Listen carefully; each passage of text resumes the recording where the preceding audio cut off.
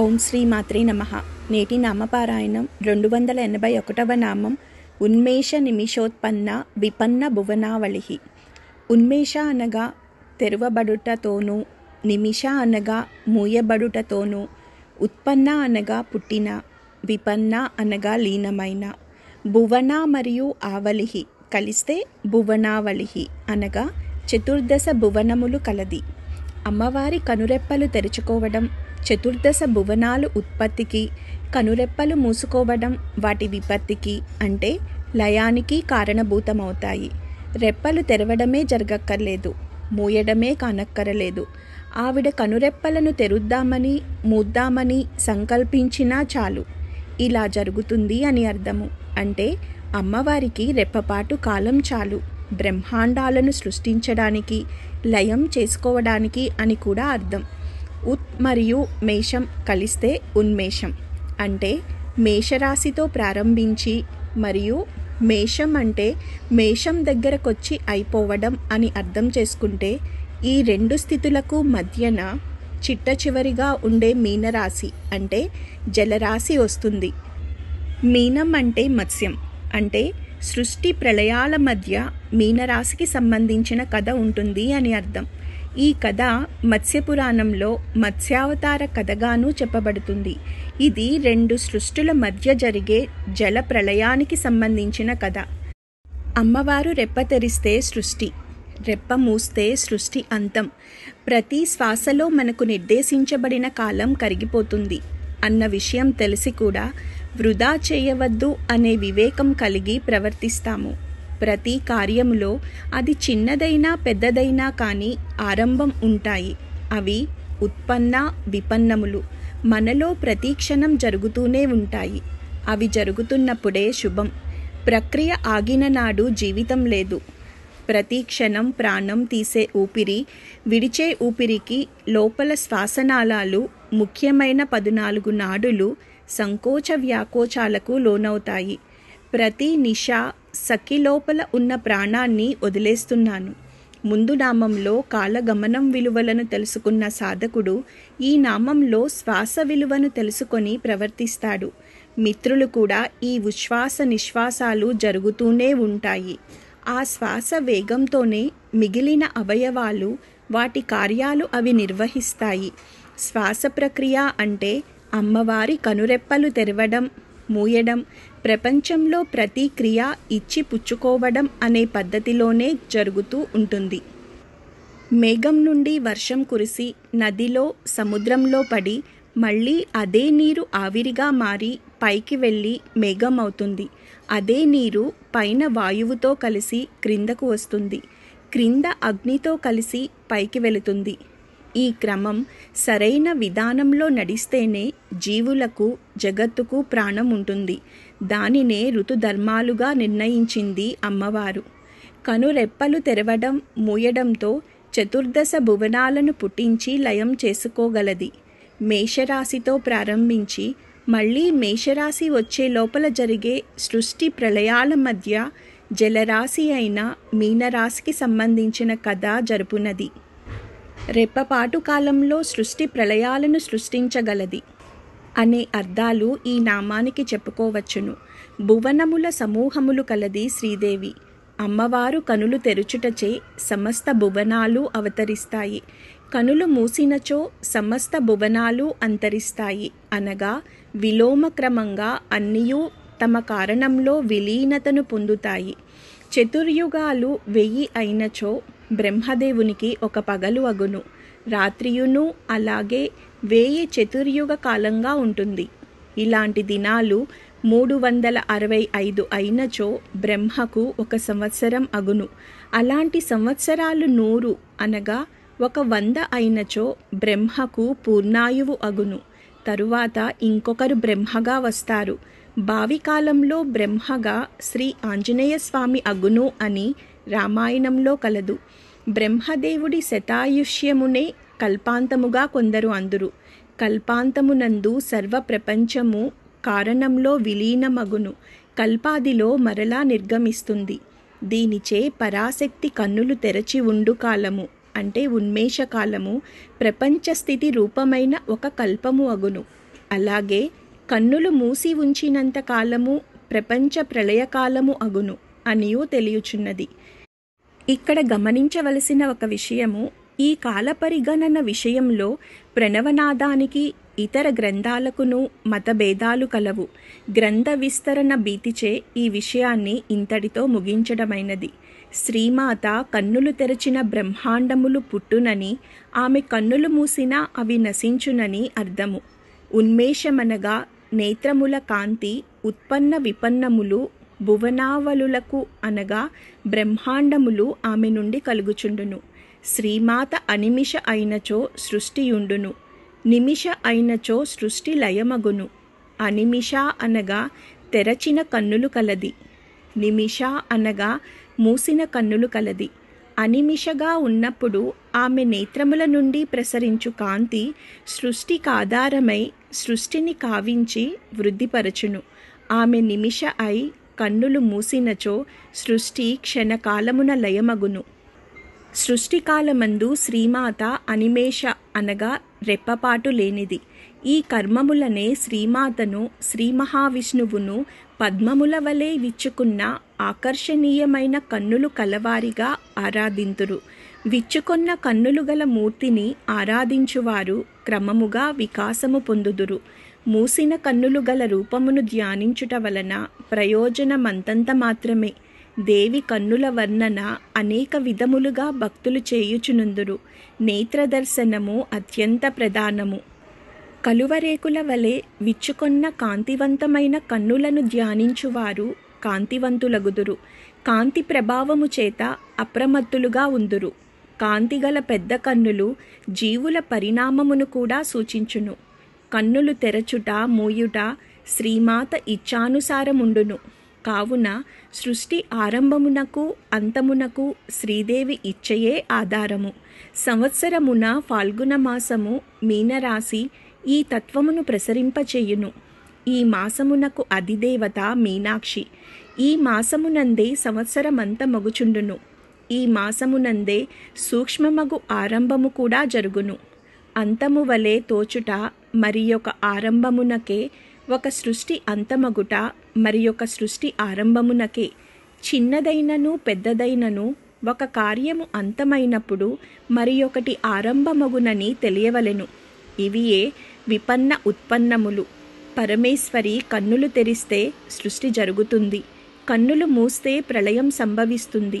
ఈ విషయాన్ని శంకర భగవత్పాదుల వారు తమ సౌందర్యలహరిలోని 55వ శ్లోకంలో నిమిషోన్మేషాభ్యాం ప్రళయముదయం యాతి జగతి తవేత్యాహుః సంతోదరనిధర రాజస్య తనయే త్వదున్మేషా జ్ఞాతం జగదిదమశేషం ప్రళయతః పరిత్రాతుం శంకే పరిహృతనిమేషాస్తవ దృశః. ఓ తల్లి, నీవు కనులు మూయుట తెరయుట వలన జగత్తులో సృష్టి ప్రళయము సంభవిస్తున్నాయి. నీవు కనులు తెరచుట వలన పుట్టిన జగత్తుకు ప్రళయం రాకుండా ఉండేటట్లు నీ కనురెప్పలను మూయకుండా ఉండవలసినది. యతో వా ఇమాని భూతాని జాయంతే ఏన జాతాని జీవంతి. పరమేశ్వరి కనులు తెరుచుట వల్లనే ఈ బ్రహ్మాండాలన్నింటిలోనూ సృష్టి జరుగుతున్నది. అంటే ఆమె రెప్పపాటు ఒక బ్రహ్మకల్పము. సంకల్పమాత్రము చేతనే సృష్టి లయాలు చేయగల మహాశక్తి ఆ పరమేశ్వరి. పని ప్రారంభించడానికి ముందు, ఆరంభించిన తరువాత ఎటువంటి ఆటంకాలు జరగకుండా కొనసాగించడానికి ఈ నామాన్ని నిత్యం జపం చేయాలి. బలహీనంగా ఉన్నవారికి, పిరికితనం ఎక్కువగా ఉన్నవారు, అనుమానంతో బాధపడేవారు, మానసిక పరిస్థితి బాగలేని వారు ఈ నామాన్ని మంత్రంలా జపించాలి. ఎటువంటి సమస్య అయినా ఎదుర్కొనే ధైర్యం, తెలివి లభిస్తుంది. పరిశోధన వృత్తిలో ఉన్నవారు, రక్షణ శాఖలో పనిచేసే ఉద్యోగులకు, అందులో ఉద్యోగం కోసం ప్రయత్నం చేసేవారికి, ప్రభుత్వ ఉద్యోగం కోసం ప్రయత్నం చేసేవారికి ఈ నామాన్ని నిత్యం జప ధ్యానం చేసిన, సంపుటీకరణ చేసిన మంచి ఫలితం ఉంటుంది. ధ్యాన మంత్రం ఓం ఐం హ్రీం శ్రీం ఉన్మేష నిమిషోత్పన్న విపన్న భువనావల్యే నమః. ఈ నామంతో అమ్మవారికి నమస్కరించేటప్పుడు ఉన్మేష నిమిషోత్పన్న విపన్న భువనావల్యై నమః అని చెప్పాలి. ఓం శ్రీ మాత్రే నమః. ఓం శ్రీ మాత్రే నమః. నేటి నామపారాయణం 282వ నామం సహస్ర శీర్షవదన. 1000 తలలు ముఖాలు కలిగినటువంటిది. సహస్ర శీర్ష పురుష సహస్రాక్ష సహస్రపాత్. 1000 తలలు, కనులు, చేతులు, కాళ్ళు కలిగి ఉన్నది. ఇక్కడ 1000 అనేది అనేకానేకమైన, లెక్కలేనన్ని అనే అర్థంలో వాడటం జరిగింది. అంతేకాని 1000 సంఖ్యావాచకం కాదు. వేల కొలది శిరస్సులు కలిగినటువంటిది. చరాచర జగత్తులో ఎన్ని జీవరాశులైతే ఉన్నాయో అన్ని శిరస్సులు కలిగినటువంటిది. ఈ జగత్తంతా తానే అయినది. పరమేశ్వరుడు ప్రతి జీవియందు ఉన్నాడు అని చెప్పటం కోసం వాడిన పదమిది. సహస్ర శీర్షవదన అంటే ఆ పరమేశ్వరి విరాట్ రూపిణి అని అర్థం. 1000 శిరసులతో కూడిన వదనము కలది శ్రీమాత అని అర్థము. సహస్ర శబ్దము అనేకానేక అర్థములు కలిగి ఉన్నది. సాహసమనగా అనేకము. 1000 అనినప్పుడు 1 తరువాత 3 సున్నాలు ఉండును. 3 సున్నాలు 3 లోకములకు సంకేతము కాగా వాటికి పూర్వమునందున్నది ఒకటియే. ఒకటియే 3 లోకములు వ్యాపించి ఉన్నదని అర్థము. సృష్టి మొత్తము ప్రజ్ఞ, శక్తి పదార్థములతో చేయబడినది. ఈ మూడింటిని ఆధారమైనది ఒకటియే కావున సహస్ర పదమును పరతత్వమును తెలుపుటకు వాడుదురు. 1 3 గనై 4 అగును. తత్కారణముగా వాక్కు, వేదము, కాలము, స్వభావములు ప్రధానంగా 4 విభజలు పొందును. 1 నుండి పుట్టిన 3 4 నుండి ప్రతిబింబించుటచే 7 అగును. 1 + 3 + 3 = 7. ఇట్లు 7 లోకములు ఏర్పడును. ప్రధానముగా 3 లోకములైనను ప్రతిబింబ ప్రభావము 7గా గోచరించును. సత్యలోకము, తపోలోకము, జనోలోకము ప్రధానముగా 3 లోకములు. ఈ 3 లోకములు మహత్తు అను 4వ లోకము నుండి సువర్లోకము, భువర్లోకము, భూలోకముగా ప్రతిబింబించును. ముందు 3 లోకములు సూక్ష్మములు, తరువాత 3 లోకములు స్థూలములు. సూక్ష్మము స్థూలములోనికి వచ్చుటకు మహత్తు నడుచుచున్నది. అదృశ్యము దృశ్యమగుట, దృశ్యము అదృశ్యమగుట ఈ మహత్తు. ఇట్లు మొత్తం 7 లోకములు ఏర్పడును. కావుననే ఈ మొత్తమును సంకేతించుటకు 1 తరువాత 7 సున్నాలు, అదియే 1,00,00,000 సంఖ్య. క్లుప్తంగా సహస్రము అని, విస్తారముగా 1,00,00,000 అని మన వాజ్యమున పేర్కొందురు. ఈ సున్నాలన్నింటికీ ఆధారము శ్రీదేవి. లోకమును పదమున అందు నశించువారు, వాటి పాలకులు కూడా ఇమిడి ఉన్నారు. ఇన్ని లోకములకు ముఖము శిరస్సు అయి శ్రీదేవి ఉన్నది. సహస్ర అనునది సహస్రార పద్మ వైభవమును సూచించును. సహస్రార వర్ణనము బహు విస్తారము. సహస్ర అనునది అత్యంత శక్తివంతమగు మంత్రము, రహస్యమగు మంత్రము, అంతరంగమున దివ్యానుగ్రహముగా తెలియబడు మంత్రము. ఈ మంత్రమును తెలిసిన వారు సర్వశక్తిమంతులు అగుదురు. సుదర్శన ఆయుధము వీరి సొత్తు అగును. అంబరీషాదులు ఈ మంత్రమును దర్శించిరి. సా అను శబ్దంతో పురుష సూక్తము ప్రారంభమగును. సహస్ర శీర్ష పురుష అను శబ్దముతో శ్రీ సూక్తము ప్రారంభమగును. హిరణ్య వర్ణాం సహ అను శబ్దము ప్రకృతి పురుషుల సమాగమ శబ్దము. ఈ శబ్దముల మిశ్రమమే సోహం, హంస, హసౌం, హింస, సింహ ఇత్యాదివి. ప్రకృతి పురుషుల సమాగమమే సృష్టి రూపము. సహా అను శబ్దము నుండి పుట్టు సృష్టినే స్రా అని పలుకుదురు. సహస్ర శబ్దము అత్యంత వైభవోపేతమైన శబ్దము. ఇంకనూ వివరించుటకు ఇచ్చట తావులేదు. సహస్ర పదానికి 1000 అనే కాక అనంతం అనే అర్థం కూడా ఉంది. కాబట్టి అమ్మవారికి 1000 తలకాయలు, 1000 ముఖాలు ఉంటాయని పైకి అర్థమైన అనంతమైన తలలు, అనంతమైన ముఖాలు కలది అని అర్థం చెప్పుకోవాలి. ఈ 1000 తలలు, 1000 ముఖాలు వేరే ప్రత్యేకంగా ఉన్నట్లు అర్థం చేసుకోకూడదు. విశ్వంలో ఉన్న అనంతమైన జీవుల తలలన్నీ అమ్మవారి తలలుగాను, ముఖాలన్నీ అమ్మవారి ముఖాలుగాను ధ్యానించి దర్శించాలి. ఒక 1000 అనే అర్థమే కాదు, అనంతము, అనేకము అనే అర్థం కూడా ఉంది. సా అను శబ్దంతో పురుష సూక్తము, హా అను శబ్దంతో స్త్రీ సూక్తము ప్రారంభమగును. సహా అను శబ్దము ప్రకృతి పురుషుల సమాగమము. ఆ సహా నుండి జనించే సృష్టిని స్రా అని పలుకుతారు. సహస్ర శబ్దము అత్యంత వైభవోపేతంగా మరియు అత్యంత శక్తివంతమైన మంత్రం. సూర్యుడు ఉదయించి పైకి వెళుతున్న కొలది ఆ శీర్షములు కొంతవరకు మనకు కనిపిస్తూనే ఉంటాయి. తరువాత పూర్తిగా వ్యాపించి కనిపిస్తుంది. అమ్మవారు భానుమండల మధ్యస్థగా ఉండి 1000 కిరణాలు జగత్తు నిండా నింపుతుంది. పైకి వెళ్ళిన కొలది మనము ఆ కిరణాల్ని గలము కానీ చూడలేము. దాని వంక చూసి లెక్క కట్టలేము. అమ్మకి ఎంతమంది సంతానం ఉన్నా ఎవరికి వారికి సరిపోయిన దానికంటే 1000 రెట్లు ప్రేమ, కరుణ, రక్షణ కల్పించగలదు. ఆ శక్తి లోకంలో ఒక అమ్మకి మాత్రమే ఉంది. ఈ తత్వం తెలుసుకున్న సాధకుడు రోజులో ప్రతి ఒక్క నిమిషము వేలకు వేలు కిరణాలను, ప్రకంపనలను పొందగలుగుతాడు. కనిపించే ప్రతి అంశాన్ని ఆ కిరణాల ప్రభావం వల్ల చూడగలడు.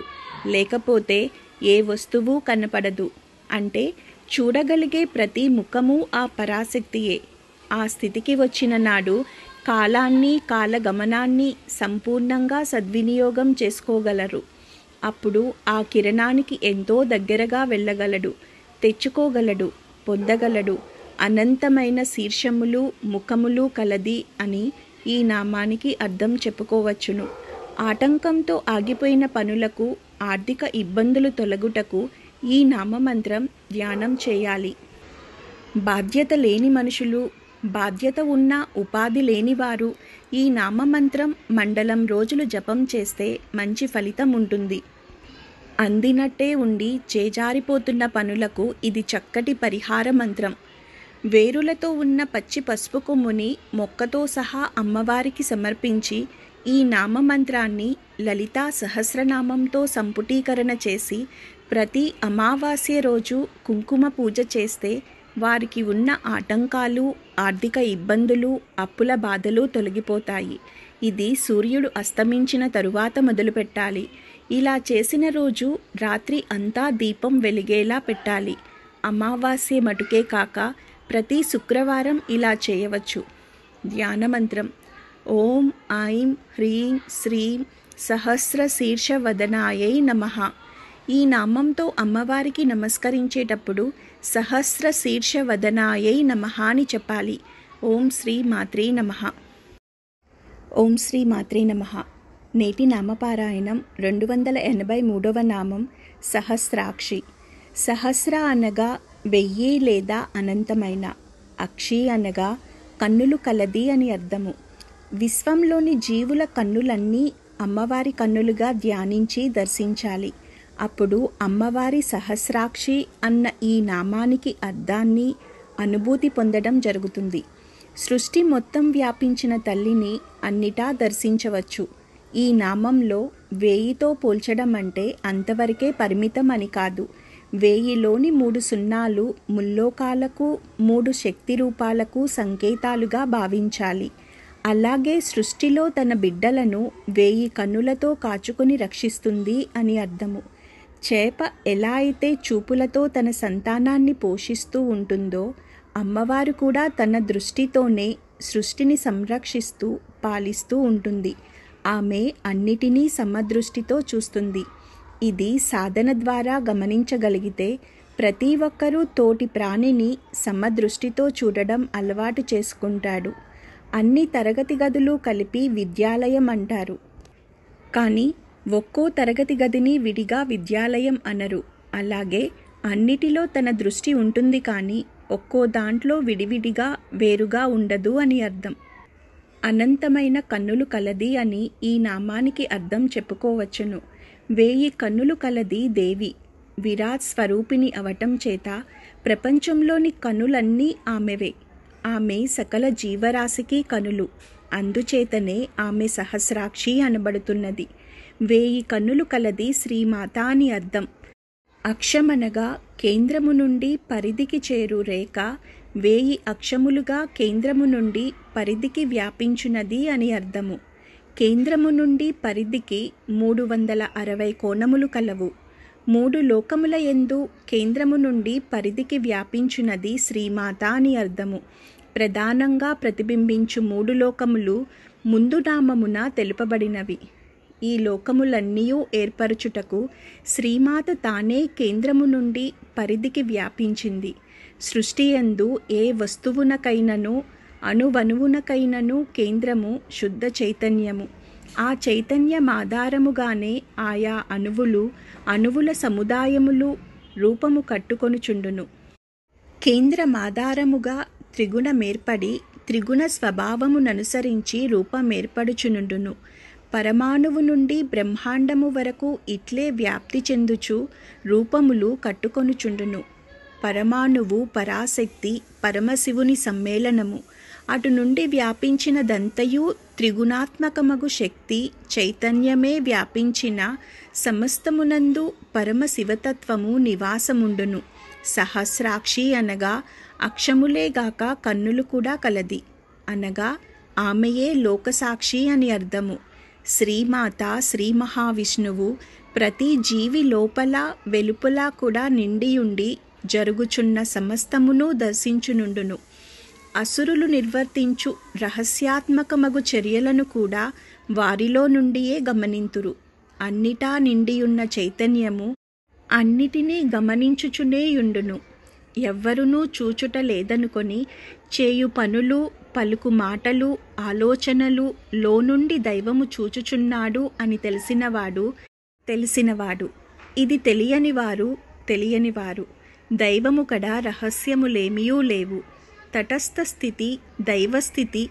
జీవుడు తటస్థ స్థితిని తానును దైవము వలె సాక్షీభూతుడు కాగలడు. యోగ విద్య ఉపదేశించు సమవర్తనమిదియే. ఇతరులు రజస్తమస్సులకు గురై ధర్మాధర్మ పోరాటమున చిక్కుకొందురు. సాక్షిస్థితి పొందుటయనగా తాను అక్షరస్వరూపము అని ఎరిగి క్షరస్వరూపముతో విడివడియుండుట. ఇట్టి స్థితిలో క్షరపురుషుని చేతలు అక్షరుని అంటవు. సహస్రాక్షి అనగా 1000 పాదములు కలది శ్రీదేవి అని అర్థము. అనగా 1000 మార్గములలో చరించున్నది శ్రీదేవి. 1000 మార్గములలో చరించును కావున ఆమెను చేరుటకు కూడా 1000 మార్గములున్నవి. 1000 అనగా అనేకమని ముందు నామములలో సూచించితిమి. 1000 మార్గములు గమ్యమునకుండగా ఒకే మార్గమున్నదని బోధించటం ఎంతటి మూర్ఖత్వం! మూర్ఖులే ఇట్లు పలుకుదురు. వీరి వలననే సిద్ధాంతములు మతములు విరోధములు యుద్ధములు ఏర్పడినవి. ఏ ఇంటిలోని వారైనా వారి తూర్పు కిటికీ నుండి చూచినప్పుడు సూర్యుడు అగుపించును, ఆకాశము కూడా అగుపించును. మా ఇంటి కిటికీ నుండియే సూర్యుడు అగుపించును అని భావించటం పరమ మూర్ఖత్వము. భావన దైవముని గూర్చి ఉన్నప్పుడు రూపమేదైనను నామమేదైనను విధానమేదైనను గతి గమ్యమును చేర్చును. సిద్ధాంతీకరించుట వెర్రితనము. ఆకలి తీరుట ముఖ్యము కానీ ఏ పదార్థము తినితిమి అని కాదు కదా. భారతీయ ఋషులు స్వతంత్రించి అనేకానేక విధములుగా దైవ మార్గములను ప్రతిపాదించిరి. అనేకానేక విధముల బోధించిరి. ఇట్లు వైవిధ్యముతో వైభవము కలిగించిరి. వైవిధ్యము వైభవమే వైవిధ్యమైన ఆహార పదార్థములు. దుస్తులు వైభవమే కదా. ఒకే రకమగు దుస్తులు ధరించుట ఒకే రకమగు ఆహారము జీవితాంతము తినుట దుర్భరము. దేవుని సృష్టియందు కూడా వైవిధ్యమున్నది. అనేకానేక పుష్పములు ఫలములు వృక్షములు జంతువులు ఖనిజములు జీవులు గోళములు దేవతలు ఋతువులతో కూడి సృష్టి వైభవోపేతముగా ఉన్నది కదా. అట్లే మార్గములు కూడా ఉన్నవని తెలుపుటకే సహస్రపాత్ అను నామము సూచింపబడినది.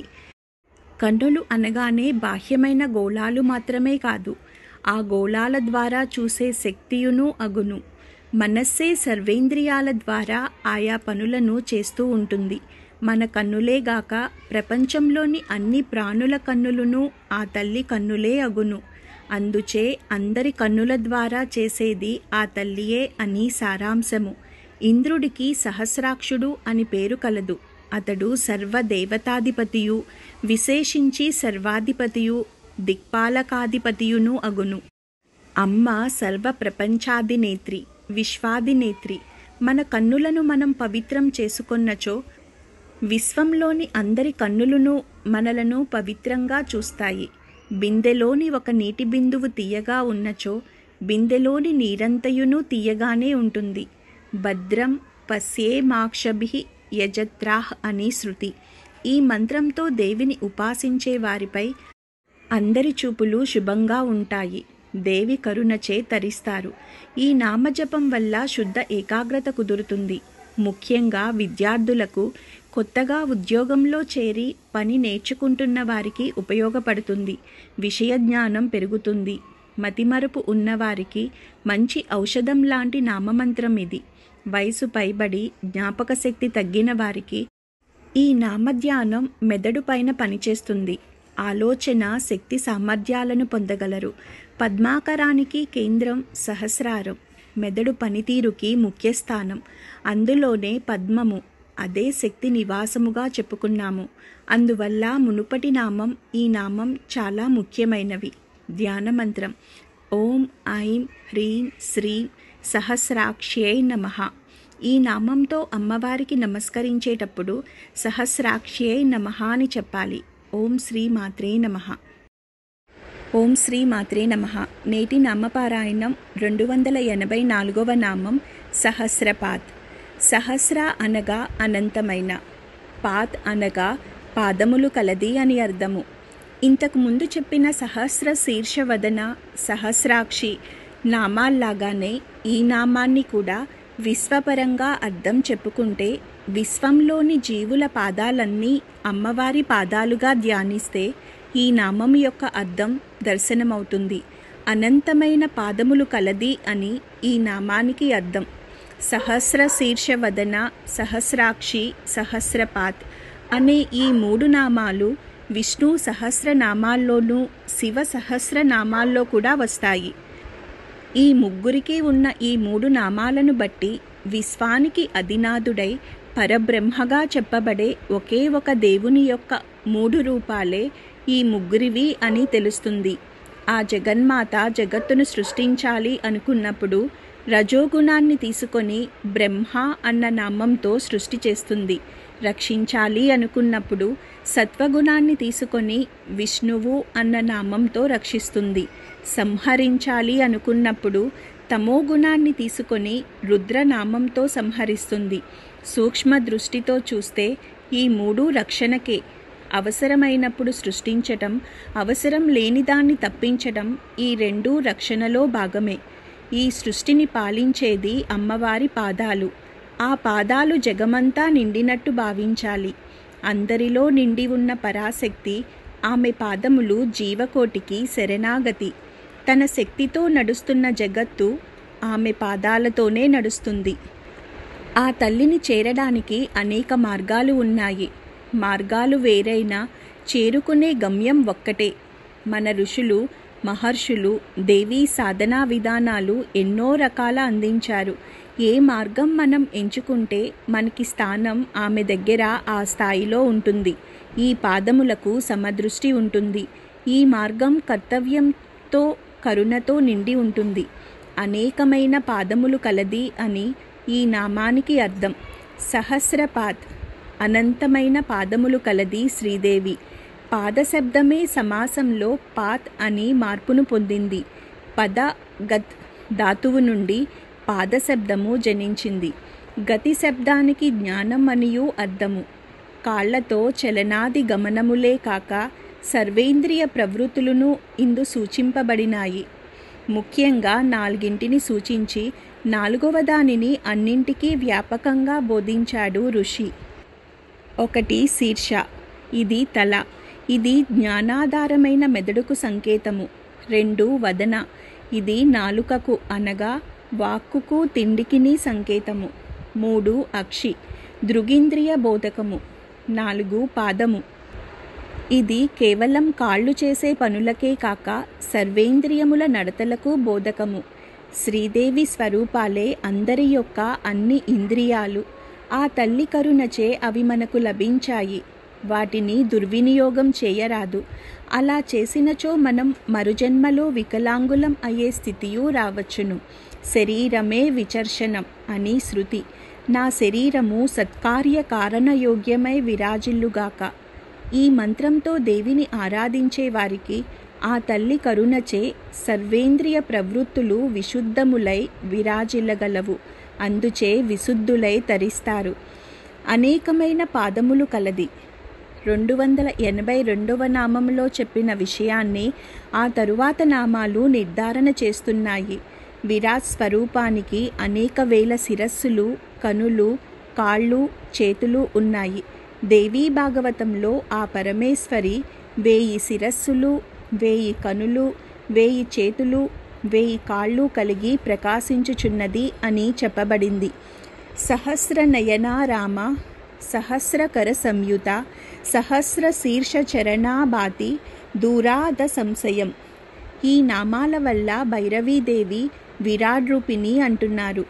ఎటువంటి జీవనోపాధి లేని వారికి, తరచూ అనారోగ్య సమస్యలు వస్తున్న వారికి, ఎప్పుడూ ఏదో ఒక బాధ అనుభవిస్తున్న కుటుంబానికి ఈ నామమంత్రం గొప్ప పరిహార మంత్రం. కీళ్ళ నొప్పులు అధికంగా ఉన్నవారికి కూడా ఈ నామం ధ్యానం చేయడం వల్ల ఉపశమనం లభిస్తుంది. దేవీ ఉపాసన సాధన చేస్తున్న వారికి ఈ నామజపం చాలా ముఖ్యమైనది. ఆ తల్లి పాదాలను నిత్యం ధ్యానం చేస్తూ హృదయంలో ప్రతిష్ఠ చేసి అర్చిస్తారు. ఆపదలో ఉన్న వారి అమ్మవారి పాదాలను స్మరించిన ఆ కష్టం తొలగిపోతుంది. ధ్యాన మంత్రం: ఓం ఐం హ్రీం శ్రీం సహస్రపాదే నమః. ఈ నామంతో అమ్మవారికి నమస్కరించేటప్పుడు సహస్రపాదే నమః అని చెప్పాలి. ఓం శ్రీ మాత్రే నమః. ఓం శ్రీ మాత్రే నమః. నేటి నామపారాయణం 285వ నామం ఆ బ్రహ్మ కీట జనని.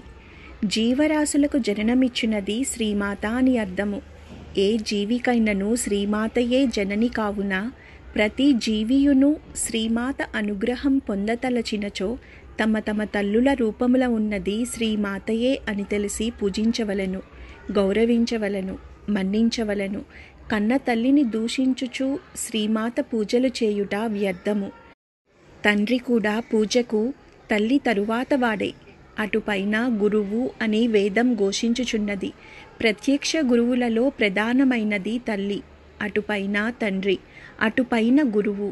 తల్లిదండ్రులను కాదని గురువును చేరుట వలన మార్గమున అవరోధములేర్పడగలవు. నారదుడు సహితము సిద్ధి పొందుటకు పూర్వము తల్లిని ఆరాధించవలసి వచ్చెను. శంకరులు సహితము సన్యసించుటకు తల్లి ఆజ్ఞను పొందవలసి వచ్చెను. తల్లి ఆశీర్వచనముతో లవకుశలు జగదేక పరాక్రమవంతుడైన శ్రీరాముని యుద్ధమున నిర్జించిరి. కావున శ్రీమాతను ఉపాసించువారు ప్రధానముగా తల్లినందు దైవమును అభ్యసించవలెను.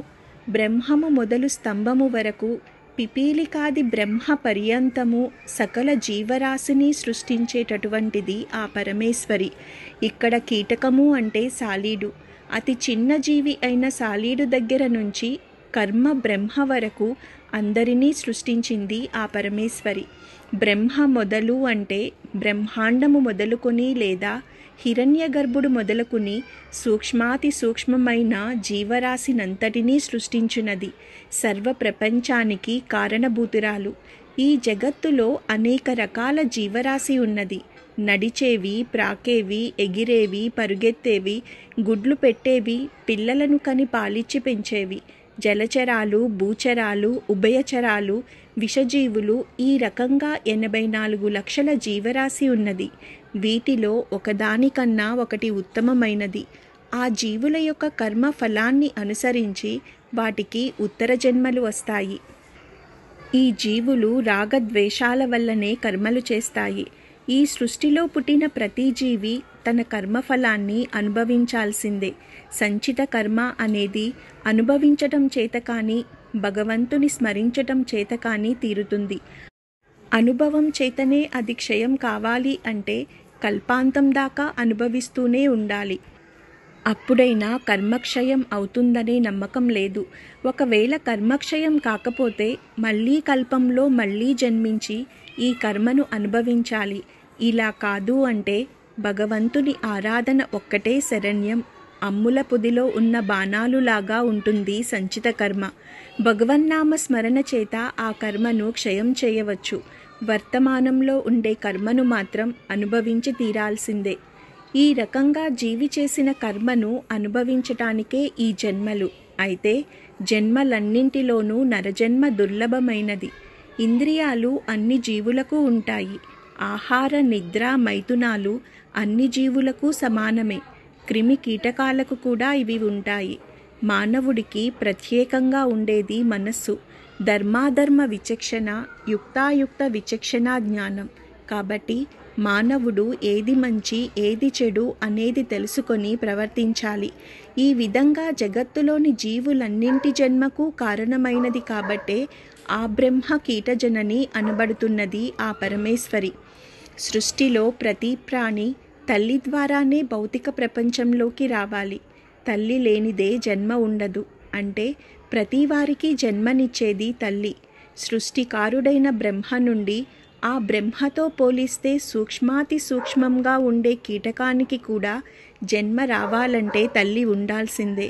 అటువంటి తల్లులందరికీ మూల కారణమైన తల్లి శ్రీ లలితాదేవి.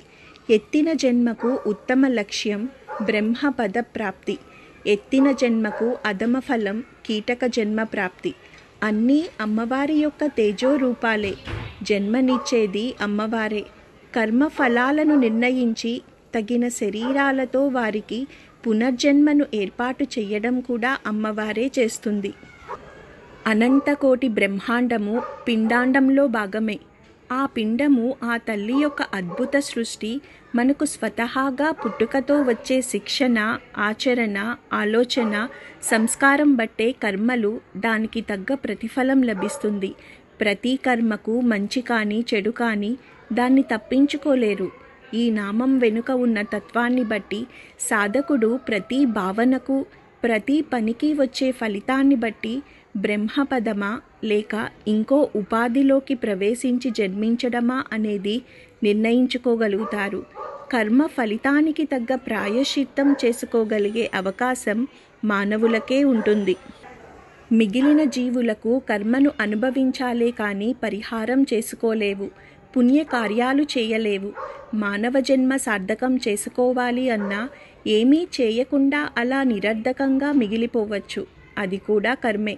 అమ్మవారి అనుగ్రహం పొందాలి అనుకునేవారు ముందు తమలో, తరువాత ఇతరులలో ఆ జగన్మాతను దర్శించాలి. తరువాతే సాధన ఫలిస్తుంది. బ్రహ్మ నుండి కీటకం వరకు అందరికీ తల్లి అని ఈ నామానికి అర్థం. అటు ప్రాణులే కాదు, లోకాలకు కూడా ఆమె జనని. సృష్టించబడ్డ ప్రతి ఆకారానికి ఆమె కర్త. సృష్టి అంతంలో అంతా తనలోకే చేర్చుకుంటుంది. అనేక భిన్న రూపాలలో కనిపిస్తూ పాలిస్తున్న ఒకే రూపం జగన్మాత. బుద్ధిని మన వశంలోనే ఉంచి కర్మను బట్టి వారికి వారి జన్మను నిర్ణయిస్తుంది. ఈ విషయం సదా జీవులు స్పృహ కలిగి ఉండాలి. ప్రతి కర్మకి సమాధానం పొందుతాము అని తెలిస్తే మన జన్మ మన చేతే నిర్ణయించబడుతుంది. కుటుంబ క్షేమం కోసం, సంతానం కలగటం కోసం, పిల్లల భవిష్యత్తు కోసం, వృత్తి వ్యాపారాలలో అభివృద్ధి కోసం, సమాజంలోనూ చేస్తున్న వృత్తిలోనూ గుర్తింపు పొందడం కోసం ఈ నామాన్ని నిత్యం స్మరించాలి. తెలిసి తెలియక చేసిన తప్పుల నుండి మన్నింపు కోసం ఈ నామస్మరణతో అమ్మవారిని శరణు వేడుకోవాలి. ఆధ్యాత్మిక సాధన చేసేవారికి చక్కటి మార్గదర్శనం చేసే నామ ధ్యాన జపమంత్రం. ధ్యానమంత్రం ఓం ఐం హ్రీం శ్రీం ఆ బ్రహ్మ కీట జనన్యే నమః. ఈ నామంతో అమ్మవారికి నమస్కరించేటప్పుడు ఆ బ్రహ్మ కీట జనన్యే నమః అని చెప్పాలి. ఓం శ్రీ మాత్రే నమః. ఓం శ్రీ మాత్రే నమః. నేటి నామపారాయణం 286వ నామం వర్ణాశ్రమ విదాయిని. వర్ణ అనగా 4 వర్ణములను, ఆశ్రమ అనగా 4 ఆశ్రమములను, విదాయిని అనగా ఏర్పాటు చేయున్నది అని అర్థము. ఈ నామాన్ని చాలా విపులంగా, నిష్పక్షపాతంగా అర్థం చేసుకోవడానికి ప్రయత్నించాలి. వర్ణం అనే పదాన్ని సరిగా అర్థం చేసుకోకుండా కులం అనే పదంతో కలుపుకొని అసలైన మూల అర్థాన్ని, మూల భావాన్ని భ్రష్టు పట్టించి అసందర్భంగా అర్థాలు చెప్పుకొని అనర్థాలకు దారితీయించారు.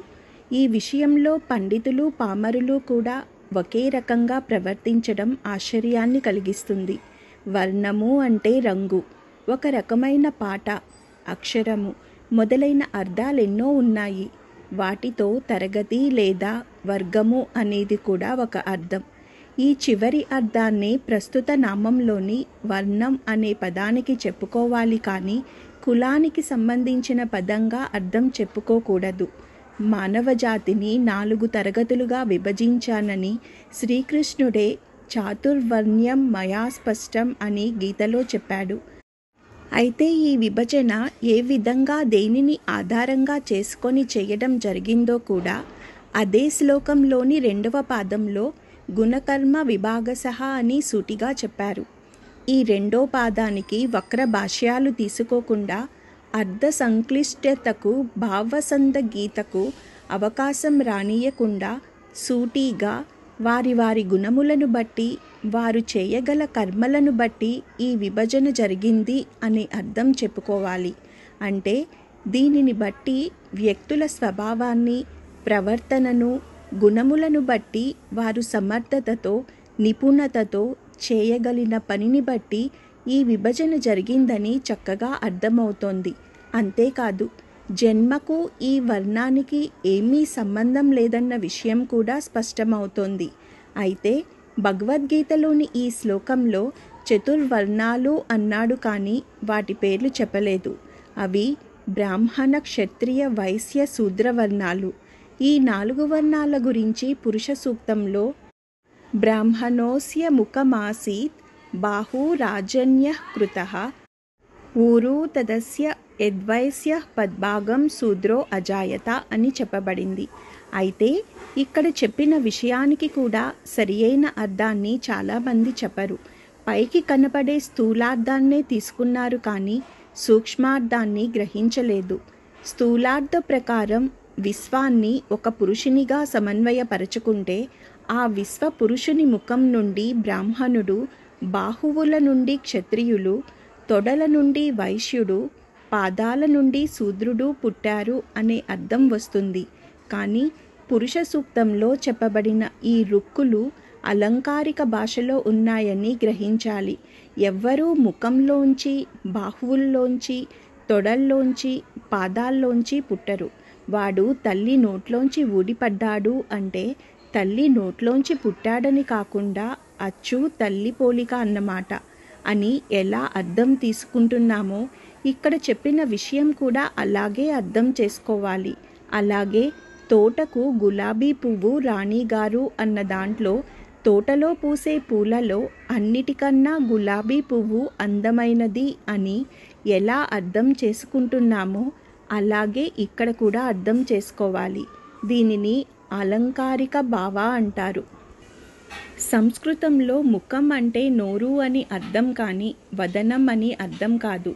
మౌఖిక పరీక్ష అంటే సూటిగా నోటితో సమాధానాలు చెప్పవలసిన పరీక్ష అనే అర్థం కానీ వదనం యొక్క కవలికలు మారుసు చెప్పే పరీక్ష అని కాదు. తెలుగులో వదనానికి వేరే పదం లేక ముఖం అనే పదాన్నే వాడుతున్నాము. ఏదైనా విషయాన్ని విపులంగా చెప్పడానికి మనిషికి నోరు ఎలాగో సమాజానికి విషయాలను విపులంగా చెప్పడానికి సామర్థ్యమున్న వ్యక్తులు అలాగన్నమాట. వీరినే బ్రాహ్మణులు అన్నారు. మొగ్గలాగా ఉన్న విషయాన్ని పువ్వులాగా విచ్చుకునేట్లు బృహ్మణం చెందడం చెప్పగలిగే వారిని బ్రాహ్మణులు అంటారు. అందుచేతనే సమాజంలో ఇలాంటి వారిని ఒక తరగతి అంటే ఒక వర్గంగా చేసి ఆ వర్గాన్ని బ్రాహ్మణ వర్గము అన్నారు. అలాగే బాహువులు ఆత్మరక్షణకు ఉపయోగిస్తాయి కాబట్టి రక్షించే లక్షణం ఉన్న మానవులందరినీ ఒక తరగతిగా చేసి ఆ వర్గాన్ని క్షత్రియ వర్గం అన్నారు. అలాగే శరీరానికి ముఖ్య సంపద అయిన గుండె, ఊపిరితిత్తులు, మూత్రపిండాలు మొదలైన వాటిని తమ నెత్తిమీద పెట్టుకుని కాపాడే తొడలు ఎలాంటివో దేశ సంపదను సద్వినియోగపరిచే ఎగుమతులు దిగుమతులు వాణిజ్య వ్యాపారాలు నిర్వహించే మానవ వర్గాన్ని వైశ్యవర్ణము అన్నారు. అలాగే భౌతిక శ్రమతో పనులను చక్కగా చేయగల వారిని ఒక వర్గంగా చేసి శూద్రవర్ణము అన్నారు. ఈ 4 వర్ణాల వాళ్ళు వరుసగా ఈ 4 రకాల పనులు చేయగలుగుతారు. వీరికి వరుసగా జ్ఞానము, రక్షణ, ప్రయోజనం, శారీరక శ్రమ అనేవి కీలక లక్షణాలుగా ఉంటాయి. అందరూ అన్ని పనులకు అర్హులు కారు. ఎవరు ఏ పనికి అర్హులు అన్న దానిని బట్టి ఈ 4ంటిలో వారిని ఆ వర్గానికి కేటాయిస్తారు. ఒకే తండ్రికి బిడ్డలైన వారి మానసిక లక్షణాన్ని బట్టి, చేయగల పనిని బట్టి ఒకడు బ్రాహ్మణుడవ్వవచ్చును, ఇంకొకడు క్షత్రియుడు, మరొకడు వైశ్యుడు, ఇంకొకడు శూద్రుడు అవ్వచ్చును. అయితే ఇక్కడ ఒక ముఖ్య విషయం చెప్పుకోవాలి. ఒక బ్రాహ్మణ వర్గానికి సంబంధించిన వ్యక్తి యొక్క కుమారుడు తిరిగి బ్రాహ్మణ వర్ణానికి చెందినవాడే అవటానికి, క్షత్రియ వర్ణానికి చెందిన వ్యక్తి యొక్క కుమారుడు తిరిగి క్షత్రియ వర్ణానికి, ఇలాగే మిగతావి కూడా చెందినవాడే అవడానికి ఎక్కువ అవకాశం ఉంటుంది. ఎందుకంటే తండ్రి దగ్గర, ఇంటిలోనూ కూడా దానికి సంబంధించిన వాతావరణము, నేపథ్యము అంతకు పూర్వమే ఉంటుంది కాబట్టి. కులాలు వేరు, అవి వృత్తులను బట్టి వచ్చేవి. వాటికి వర్ణాలకి సంబంధం లేదు. కులాలు ఎన్నైనా ఉండవచ్చు, కానీ వర్ణాలు మాత్రం 4 అని గుర్తుంచుకోవాలి. ఈ 4 వర్ణాల వారు దేశ ప్రగతికి, పురోభివృద్ధికి అవసరమైన వారు. వీటిలో ఒకటి ఎక్కువ, ఒకటి తక్కువ అనే భేదం లేదు.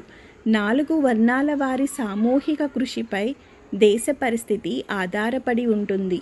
ఇంకా ఈ వర్ణం అనే పదం గురించి పూర్తి అవగాహన కలగాలంటే ధర్మవ్యాధుడి కథ, భారతంలో నహుష ప్రశ్నలు చదవాలి.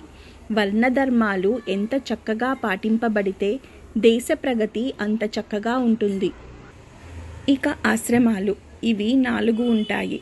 ఒక వ్యక్తి జీవితకాలంలో అంచెలంచెలుగా సాధించే స్థితులను బట్టి ఇవి ఏర్పాటు చేశారు. 1 బ్రహ్మచర్యము, 2 గార్హపత్యము, 3 వానప్రస్థము, 4 సన్యాసము. బ్రహ్మచర్యము విద్యను అభ్యసించిన తరువాత ఆశ్రమానికి కావలసిన సముసర్జన చేసుకోవలసిన స్థితి. గాహ్యపత్యము అంటే ఆచరించిన విద్య, జ్ఞానంతో సంసార నిర్వహణ, ఉద్యోగ నిర్వహణ, పిల్లలు పెద్దలు సంరక్షణ ఇటువంటి బాధ్యతలు నిర్వహించే స్థితి. వానప్రస్థము విశ్రాంతి జీవనం, పెద్దవాళ్ళు అయిన తరువాత తరం వారికి మార్గదర్శకంగా ఉంటూ గౌరవంగా జీవనం సాగించే స్థితి. సన్యాసము తన ప్రవర్తన పరివర్తన ద్వారా దేనికి అంటుకోకుండా ఉండే జీవితాన్ని గడిపే స్థితి. ఈ 4 వర్ణాశ్రమ ధర్మాలు మనలోనే ఉన్నాయి. అవి సందర్భానుసారంగా సాధకునికి స్ఫురించి పరివర్తింపచేసే అంశాలు. వాటికి విరుద్ధంగా చేస్తే బాధపడి జీవితాన్ని నిష్ప్రయోజనం చేసుకోకూడదు. సన్యాసం, ఇది పుచ్చుకుంటేనో ఉన్నతి ద్వారానూ వచ్చేది కాదు. జీవితంలోని ప్రవర్తన ద్వారా వచ్చే ఒక స్థితి. దేనికి అతుక్కోకుండా అంటే సంఘం లేకుండా జీవితాన్ని గడపడం అన్నమాట. సంసారిగా ఉండి కూడా సన్యాసిలాగా జీవించేవారు ఉంటారు. సన్యాసిగా ఉండి కూడా సంసారిలాగా ఉండేవాళ్ళుంటారు.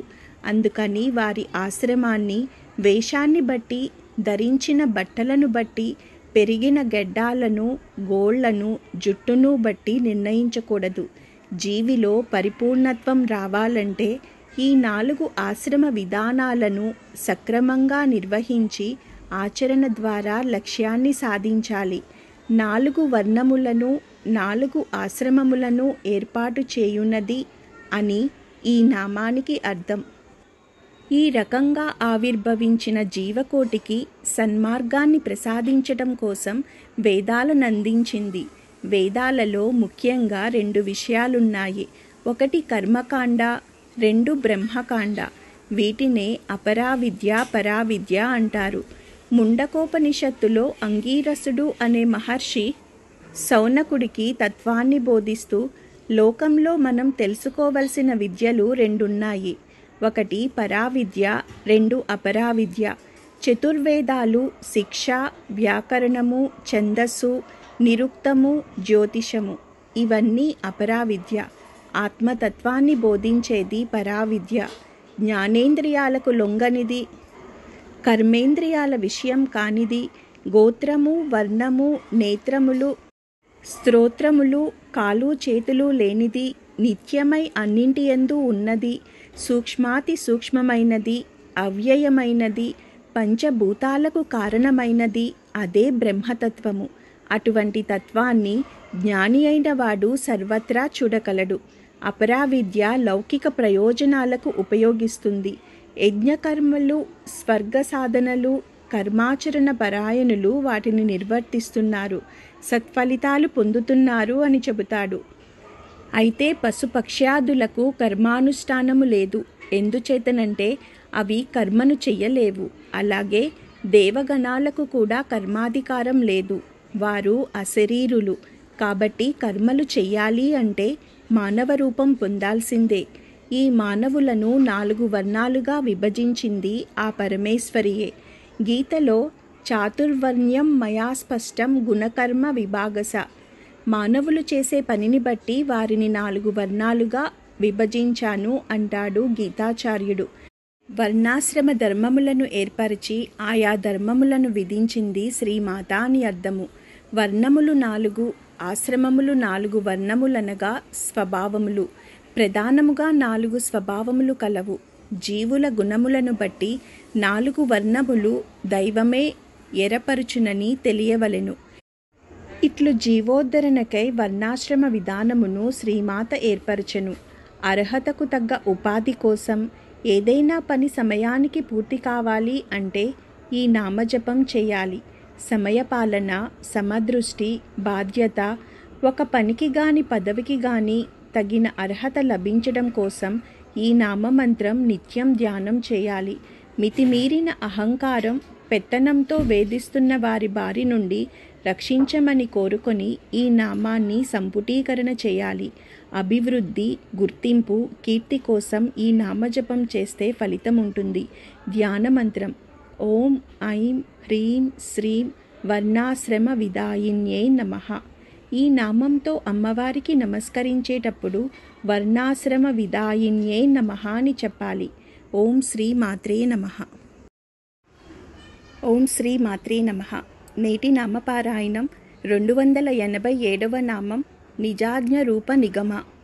నిజ అనగా తన యొక్క, ఆజ్ఞ అనగా ఆదేశములే, రూప అనగా రూపుగొట్టుకొనిన, నిగమ అనగా వేదములు అయినది.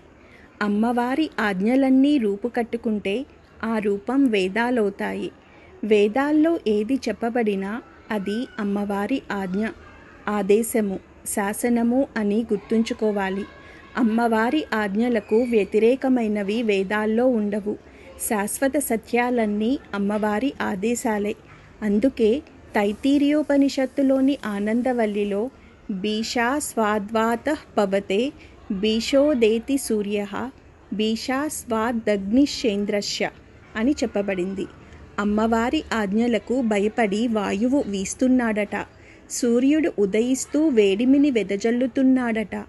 అగ్ని, ఇంద్రుడు వాళ్లకు కేటాయించిన పనులు వాళ్ళు చేసుకుంటూ పోతున్నారట. ఇవన్నీ అమ్మవారి ఆజ్ఞలే. వేదరుకులు కూడా ఈ నామాన్ని జపిస్తే మనంతకు మనకే ఏ పనులు చేయకూడదు, ఏ పనులు చేయవచ్చో తెలిసేట్లుగా అమ్మవారు అనుగ్రహిస్తుంది. నిజాజ్ఞ రూప నిగమ అన్నదానికి వాస్తవానికి అర్థం ఇదే. తన ఆజ్ఞలే రూపు కట్టుకున్న వేదములు అయినది అని ఈ నామానికి అర్థం. దేవి ఆజ్ఞారూపములే వేదములు అని అర్థము. మహా చైతన్యముద్భవించిన వేదముల ప్రసక్తి ప్రళయమున వేదములు మహా చైతన్యములోనికి, మహాచైతన్యము ప్రళయములోనికి ఇమిడి ఉండును. అప్పుడేమియూ లేనట్లుండును. లేనట్లుండుటయే కాని లేకుండుట కాదు. లేనట్లున్న స్థితియే అది. అందుండి ఉద్భవించున్నది మహాచైతన్యము లేక శ్రీమాత.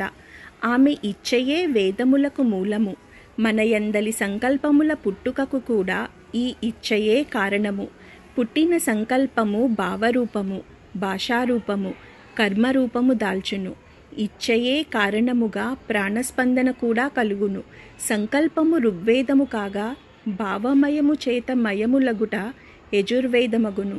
వీనికాధారముగా సామవేదమై ప్రాణములు స్పందించును. అవతరించు సృష్టి అధర్వణ వేదమై నిలుచును. ఇట్లు శ్రీమాత ఇచ్చయే అన్ని వేదములకు మూలము. 4 వేదములు ఆమె ఈ ఆజ్ఞారూపములే. నిగమములనగా వేదానుసారమైన తంత్రములు, తంత్రములనగా విధానములు. ఏ మానవుని ఎందైనను ఈ 4 వేదములే వ్యక్తమగుచుండును. మానవునికి కలుగు స్పందన భావము, ఉచ్చారణ ఋగ్వేదము. అతని యందు ప్రాణ ప్రవృత్తులు సామవేదము. భావనను తీరుగా అమర్చుకొని కార్యములు యజ్ఞార్థముగా నిర్వర్తించుట యజుర్వేదము. ఇట్లు నిర్వర్తించబడిన కార్యములు భూమిపై అవతరించుట అధర్వణ వేదము. ఇట్లు 4 వేదములు మానవులయందు ప్రకాశించుచున్నవి. ఇట్లు ప్రకాశించుటకు మూలము మన యందలి శ్రీదేవి. ప్రకాశమే ఆమె చైతన్య స్వరూపిణిగా మన యందుండుట వలన మానవుడు ఆ చైతన్యము తన చైతన్యమని భ్రమపడుచుండును. అట్లే తన సంకల్పమని, తన ప్రాణమని, తన తెలివితేటలని తాను సృష్టించెనని భావించును. కానీ అన్నిటికీ మూలమైన స్ఫురణ కలుగనిచో ఏమి చేయగలరు? శ్రీమాత ఆజ్ఞగనే 4 వేదములు సృష్టియందు మానవుని యందు వర్ధిల్లుచున్నవి. తన ఆజ్ఞను వేదవిధులచే సాక్షీభావనగా వ్యవహరించబడినది. అందుచేతనే వేదములలోని పదములన్నీ జరిగిన క్రియార్థముల సమామ్నాయము అంటాడు జైమిని. కూర్మపురాణంలో మా వైవాజ్ఞ పరాశక్తిర్వేదా సంజ్ఞా పురాతని ఋగ్ యజుస్సామ రూపేణ సర్గాదౌ సంప్రవర్తత. నా ఆజ్ఞలే పురాతనమైన పరాశక్తి రూపమైన వేదాలు ఋగ్ యజస్సామాలుగా సృష్టి ఆదిలో ప్రత్యక్షమైనాయి అని చెప్పబడింది. వేదానుసారమైన తంత్రాలు కొన్ని, వేద విరుద్ధాలు కొన్ని ఉన్నాయి. వాటిలో వైదిక తంత్రాలను నిగమములంటారు. అవి పరమేశ్వరుని ముఖం నుంచి వచ్చాయి. కాపాలికాది తంత్రములు శివుని అధోభాగము నుండి వచ్చినవి. వేద విరుద్ధములు. శివుని యొక్క సద్యోజాత ముఖము నుండి కామికాది తంత్రాలు, వామదేవ ముఖం నుండి దీపాదులు, అఘోర ముఖం నుండి విజయాదులు 5, తత్పురుష ముఖం నుండి వైరోచనాదులు 5, ఈశాన ముఖం నుండి ప్రోద్దీదాదులు 8 పుట్టినాయి. అంటే పరమేశ్వరి యొక్క ఆజ్ఞారూపాలే వేదాలు, కామికాది తంత్రాలు. శృతి స్మృతి యమైవాజ్ఞే వేదాలు, వేదాంగాలు, స్మృతులు పరమేశ్వరి యొక్క విధి వాక్యాలే. వేదాలలో కర్మాచరణ అంతా నిష్టలు నియమాలతో ఉంటుంది. ఇదంతా పరమేశ్వరి చేతనే విధింపబడింది. ఆమె ఆజ్ఞానుసారము వేద మార్గానుయాయులంతా ఆ నిబంధనలను అనుసరిస్తారు. కాబట్టి ఆ పరమేశ్వరి నిజాజ్ఞ రూప నిగమ అనబడుతోంది. ఈ నామస్మరణ వల్ల జ్ఞానవృద్ధి కలుగుతుంది. వివేకంతో ఆలోచించే తెలివి, విచక్షణ కలుగుతుంది. సమయస్ఫూర్తి ప్రతి ఒక్కరికి ముఖ్యంగా ఉండవలసిన లక్షణం. ఈ నామస్మరణ జపము ధ్యానం చేస్తుంటే ఆ శక్తి లభిస్తుంది. పరిశోధనలో ఉన్న శాస్త్రవేత్తలకు ఈ నామధ్యానం ఎంతో ఉపయోగపడుతుంది. ధ్యాన మంత్రం ఓం ఐం హ్రీం శ్రీం నిజాజ్ఞ రూప నిగమాయై నమః. ఈ నామంతో అమ్మవారికి నమస్కరించేటప్పుడు నిజాజ్ఞ రూప నిగమాయై నమః అని చెప్పాలి. ఓం శ్రీ మాత్రే నమః. ఓం శ్రీ మాత్రే నమః.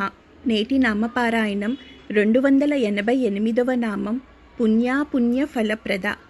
పుణ్య అనగా మంచి పనులకు, అపుణ్య అనగా చెడ్డ పనులకు, ఫల అనగా వాటికి తగిన ఫలములను, ప్రద అనగా చక్కగా ఇచ్చున్నది అని అర్థము. పుణ్యస్య ఫలమిచ్చంతి పుణ్యం నేచ్చంతి మానవాః న పాపఫలమిచ్చంతి పాపం కుర్వంతి యత్నతః. సాధారణంగా మానవుడు పుణ్యకార్య ఫలం రావాలని కోరతాడు, కానీ పుణ్యకార్యాలు చెయ్యడు. పాపాలు చేస్తూ పాపకార్య ఫలం రాకూడదని ఆశిస్తాడు అని పై శ్లోకానికి అర్థం. ఇంతకు ముందు నామంలో మనంతకు మనకే ఏ పనులు చెయ్యాలో ఏవి చెయ్యకూడదో తెలిసేట్లుగా అమ్మవారు అనుగ్రహిస్తుంది అని చెప్పబడింది. అయితే ఎలా తెలుస్తుంది మనంతకు మనకే అన్నదానికి సమాధానం ఈ ప్రస్తుత నామంలో ఉంది. మనం చేసుకున్న దాన్ని బట్టి మన కర్మ ఫలాలను మనకు మనమే సృష్టించుకునేట్లు చేస్తుంది. కాబట్టి మనం ఏ పనులు చేయవచ్చో ఏ పనులు చేయకూడదో మనము ముందే జాగ్రత్తపడి చేసుకుంటాం. అంటే పుణ్యకార్యాలు చేస్తే పుణ్యఫలాలు, అపుణ్యకార్యాలు చేస్తే అపుణ్యఫలాలు వస్తాయని చెప్పే విషయం నమ్మడం కాదు, నిజంగా తెలుస్తుంది. దాంతో భయంగా ఎప్పుడూ పుణ్యకార్యాలే చేస్తాము కానీ పాపకార్యాలు చెయ్యము. ఆ సాధకులకు అమ్మవారు ఇచ్చే శిక్షణ ఆలోచనా శక్తిని, ఆలోచనా స్వేచ్ఛని జీవులకే వదిలేస్తుంది అమ్మవారు. వారి ఆలోచన జ్ఞానంతో చేసే పుణ్య పాపకర్మలే వారికి ఫలితాలు, అర్హతలు నిర్ణయిస్తాయి. పరమేశ్వరి నిష్పక్షపాత గుణరాశి. ఆమె అందరికీ ముందు నామంలో వర్ణించినట్లుగా ఏది మంచి చెడు అన్న విధానాలు అందచేసింది.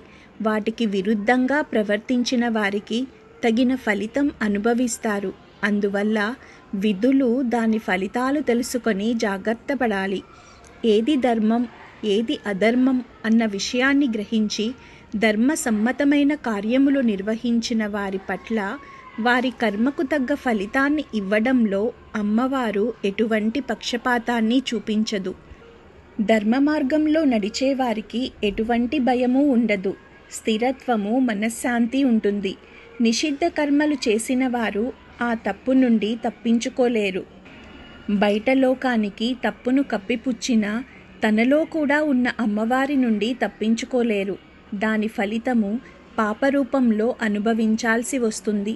ప్రపంచంలో పాపకర్మలు అనుభవిస్తున్న వారిని చూసి అటువంటి కర్మలు అనుభవించకుండా ఉండాలి అన్న పాపభీతి కలిగి జాగ్రత్త పడాలి. ఇది వరకు కూడా వివరించాము. చిత్రగుప్త అంటే చిత్రమైన ఆత్మ గుప్తంగా దాగి పాప పుణ్యాల జాబితాను లెక్క రాస్తుంది అని.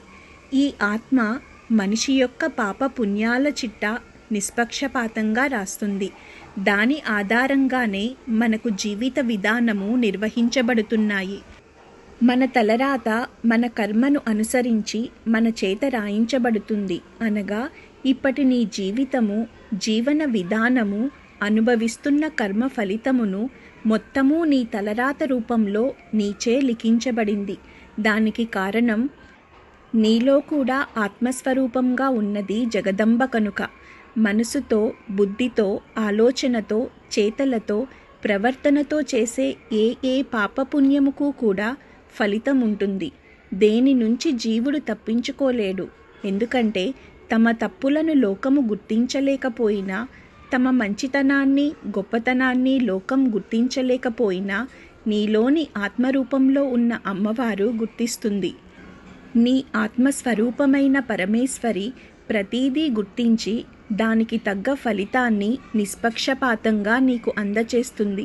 మంచి పనులకు మంచి ఫలితాలను, చెడ్డ పనులకు చెడ్డ ఫలితాలను ఇచ్చునది అని ఈ నామానికి అర్థం. పుణ్యఫలము, అపుణ్యఫలము ప్రసాదించునది శ్రీమాత అని అర్థము. ధర్మమాచరించిన పుణ్యము, అధర్మాచరణము పాపము. ధర్మము నాచరించిన వారికి స్థిరత్వముండును, అధర్మము నాచరించు వారికి స్థిరముండదు. జీవితమున పుణ్యాత్ములు కాలమును దేశమును బట్టి వచ్చు సుఖ దుఃఖములు, లాభనష్టములు, జయాపజయములు స్థిర చిత్తంతో ఎదుర్కొందురు. ఇట్లు స్థిరముగా ఉండుటలో బలము ధర్మమే. ధర్మము ఆచరించని వారికి మతి స్థిమితముండదు. భయభ్రాంతములు కలుగుచుండును.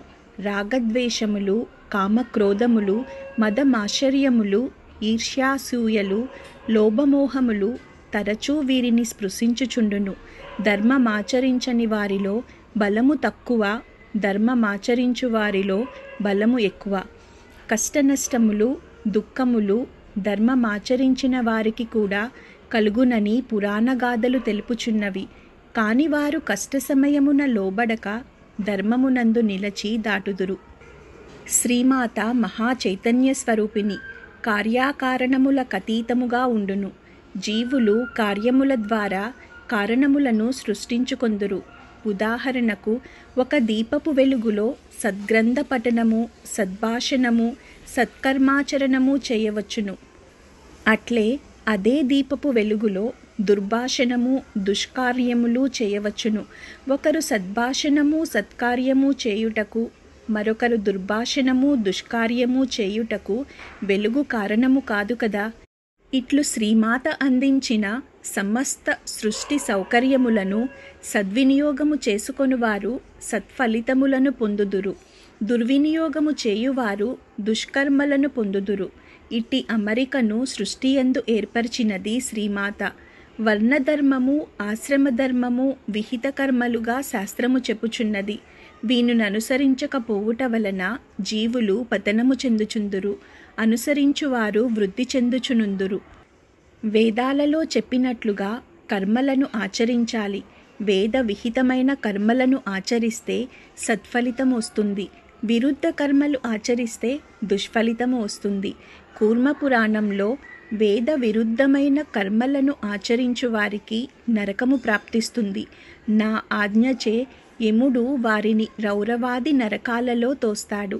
నా యందు భక్తి కలవారు సత్కర్మలను చేసి స్వర్గం చేరతారు అని చెప్పబడింది. శివ సూత్రాలలో మంచి కర్మలు చేసిన వారు ఊర్ధ్వలోకాలు, చెడ్డ కర్మలు చేసిన వారు అధోలోకాలు పొందుతారు అని చెప్పారు. పరమాత్మకు పక్షపాతము లేదు. అతడు దయారహితుడు, ధర్మాధర్మాలు లేనివాడు. మానవుడు చేసిన కర్మలను బట్టి అతడికి ఫలితాన్ని ఇస్తాడు. చరాచర జగత్తులోని ఏ జీవికి ఏ రకమైన కష్టం కలిగించకుండా సుఖ సంతోషాలు కలిగించేవి సత్కర్మలు. దానికి భిన్నమైనవి పాపకర్మలు. ఈ కర్మల ఫలమే పాపపుణ్యాలు. ఈ కర్మలు మళ్ళీ బాహ్యము, అంతరము అని రెండు రకాలు. బాహ్యమైనవి బయటకు కనిపిస్తాయి. వీటిని న్యాయస్థానంలో విచారిస్తారు. అంతరమైనవి కనపడవు. వీటిని ఈ లోకంలో విచారించడానికి లేదు. పైలోకంలో పరమేశ్వరి విచారిస్తుంది. బాహ్యకర్మలకు సాక్ష్యం లేకపోతే శిక్ష నుంచి తప్పించుకోవచ్చు. కానీ అంతరమైన వాటికి సాక్ష్యం ఉండదు. వీటికి పరమేశ్వరే సాక్షి. వాటి నుంచి తప్పించుకోవడం జరగదు. ఈ కర్మలకు ఆత్మే సాక్షి, ఆత్మే పరమేశ్వరి. అందుచేత జీవులకు వారి వారి కర్మలను అనుసరించి ఫలితాన్ని ఇచ్చేది ఆ పరమేశ్వరి. అందుకే ఆమె పుణ్యాపుణ్య ఫలప్రద అనబడుతోంది. కర్మలు చేసిన వారు ఉత్తమ గతులు పొందుతారు. ఆ కర్మిష్టి మరణానంతరము తాను చేసిన కర్మలను అనుసరించి పాపపుణ్యాలను అనుభవిస్తాడు. ఇక్కడ చిన్న సందేహం వస్తుంది. ఆ ఫలితాన్ని మానవుడు ఎంతకాలం అనుభవిస్తాడు? మహాభారతంలో ఇంద్రద్యుమ్నుడు అనే ఒక మహారాజు ఉండేవాడు. అతడు వేదాంగవిదుడు, కర్మిష్టి. అనేక యజ్ఞాలు, యాగాలు చేసి వేల కొలది గోవులను దానం చేశాడు. గోదానం చేసేటప్పుడు దాని తోక పట్టుకొని నీరు వదులుతారు. అలా విడిచిపెట్టిన నీరు పెద్ద సరోవరంగా మారిపోయింది. అవసాన కాలం సమీపించింది. ఇంద్రద్యుమ్నుడిని దేవదూతలు తీసుకుపోయారు. అతడు చేసిన కర్మలను అనుసరించి స్వర్గసుఖాలు అనుభవిస్తున్నాడు మహారాజు. చాలా కాలం గడిచింది. ఒక రోజున భటులు వచ్చి, నువ్వు చేసిన కర్మ పూర్తయిపోయింది, ఇంక వెళ్ళిపో అంటూ ఇంద్రద్యుమ్న మహారాజును స్వర్గం నుంచి బయటకు పంపేశారు. లేదు, నేను చేసిన పుణ్యఫలం ఇంకా ఉన్నది. నేను చేసిన కర్మ వలన భూలోకంలో జీవులు ఇంకా సుఖమును అనుభవిస్తున్నాయి. కాబట్టి నేను ఇంకా స్వర్గసుఖాలను అనుభవించవచ్చు అంటాడు రాజు. ఈ విషయం నిర్ధారణ చేసుకోవటానికి గాను దేవదూతలను ఇచ్చి రాజును భూలోకానికి పంపాడు ఇంద్రుడు. భూలోకంలో తాను ఏలిన రాజ్యం చేరాడు రాజు. రాజ్యమంతా కొత్తగా ఉన్నది. తనకు తెలిసిన వారెవ్వరూ లేరు. కట్టడాలు కూడా క్రొత్తగా ఉన్నాయి. కనిపించిన వారి దగ్గరకు వెళ్ళి, నేను మీకు తెలుసా అని అడిగాడు రాజు. తెలియదు అన్నారు వారు. ఈ రకంగా తిరుగుతూ తాను గోదానాలు ఇచ్చిన చోటికి చేరాడు దేవదూతలతో. అక్కడ మార్కండేయుడు కనిపించాడు. రాజు అతన్ని అడిగాడు, నన్నెరుగుదువా అని. నాకు తెలియదు. నాకన్నా పెద్దవాడు ప్రావాకర్ణుడు అనే గుడ్లగూబ ఒకటి ఉన్నది, దాన్ని అడుగు అన్నాడు మార్కండేయుడు. ప్రావాకర్ణుడి దగ్గరకు పోయి నన్నెరుగుదువా అన్నాడు రాజు. నేనెరుగను, నాకన్నా పెద్దవాడు నాలీకజంగుడు అనే కొంగ ఉన్నది, దానిని అడుగు అన్నది గుడ్లగూబ. రాజు నాలీకజంగుని దగ్గరకు వచ్చి నన్నెరుగుదువా అన్నాడు. నేనెరగను, నాకన్నా పెద్దది ఆకుపారుడు అనే తాబేలు ఉన్నది, దాన్ని అడుగు అన్నది కొంగ. రాజు దేవదూతలతో కలిసి ఆకుపారుడి దగ్గరకు వెళ్ళి నన్నెరుగుదువా అన్నాడు. వెంటనే ఆ తాబేలు, రాజా, నేను నిన్ను ఎరుగుదును, నువ్వు ఇంద్రద్యుమ్నుడనే మహారాజువు, అనేక యజ్ఞాలు యాగాలు చేశావు, నువ్వు గోదానం ఇచ్చేటప్పుడు వదిలిన నీరే ఈ సరస్సుగా మారింది, దీనిని ఆశ్రయించి అనేక జీవులు బ్రతుకుతున్నాయి, ఇప్పుడు ఈ నగరానికి జీవనాధారం ఈ సరస్సే అంటుంది. ఆ మాటలు విన్న ఇంద్రద్యుమ్నుడు దేవదూతలతో, చూశారా, నేను చేసిన కర్మఫలము ఇంకా పోలేదు, నా వల్ల ఎంతోమంది సుఖంగా ఉన్నారు, కాబట్టి నా పుణ్యం పూర్తి కాలేదు అంటూ మళ్ళీ స్వర్గం చేరాడు. ఈ రకంగా మానవుడు చేసిన పాప పుణ్యాలను ఈ లోకంలో ఎంతకాలం తలుచుకుంటారో అంతకాలము ఆ జీవి స్వర్గనరకాలు అనుభవిస్తుంది. ఈ విధంగా జీవులకు పాప పుణ్యాల ఫలితాన్ని పంచిపెట్టేది ఆ పరమేశ్వరి. అందుచేతనే పుణ్యాపుణ్య ఫలప్రద అనబడుతుంది. చేసిన పనికి తగ్గ ఫలితాన్ని ఆశించి కానీ, చదువుకున్న చదువుకు తగిన ఉపాధి కోసం కానీ ఈ నామమంత్రం జపించాలి. తెలిసి తెలియక చేసిన తప్పులను తెలుసుకొని పశ్చాత్తాపంతో ఆ తల్లిని శరణు వేడుకుంటే తప్పును సరిచేసుకునే అవకాశాన్ని ఆ జగన్మాత అనుగ్రహిస్తుంది. చెడు ఆలోచనలు అరికట్టడం కోసం, చెడు అలవాట్ల నుండి విముక్తి కలిగించడం కోసం, మంచి కుటుంబం బంధాలు కలిగి ఉండడం కోసం భక్తితో ఈ నామమంత్రాన్ని ధ్యానం చేయాలి. ఈ నామాన్ని సహస్రనామంతో సంపుటీకరణ చేయడం అమ్మవారికి ఎంతో ఆనందాన్ని కలిగిస్తుంది. ఆ తల్లి అనుగ్రహం పొందాలి అనుకునే సాధకులు ఈ నామమంత్రాన్ని సంపుటీకరణ చేయడం వల్ల వారికి మంచి మార్గంలో నడిపిస్తూ మంచి అవకాశాలు లభిస్తుంది. ఎప్పుడూ ఒకరికి సహాయం చేసే స్థితిలో మిమ్మల్ని ఉంచుతుంది. ఆలోచనలో మార్పు, పనిలో ఓర్పు, కుటుంబంలో ప్రేమ, సమాజంలో గౌరవం లభిస్తుంది. ధ్యానమంత్రం ఓం ఐం హ్రీం శ్రీం పుణ్యాపుణ్య ఫలప్రదాయై నమః. ఈ నామంతో అమ్మవారికి నమస్కరించేటప్పుడు పుణ్యాపుణ్య ఫలప్రదాయై నమః అని చెప్పాలి. ఓం శ్రీ మాత్రే నమః. ఓం శ్రీ మాత్రే నమః. నేటి నామపారాయణం 289వ నామం శృతి సీమంత సింధూరీకృత పాదాబ్జ దూలిక.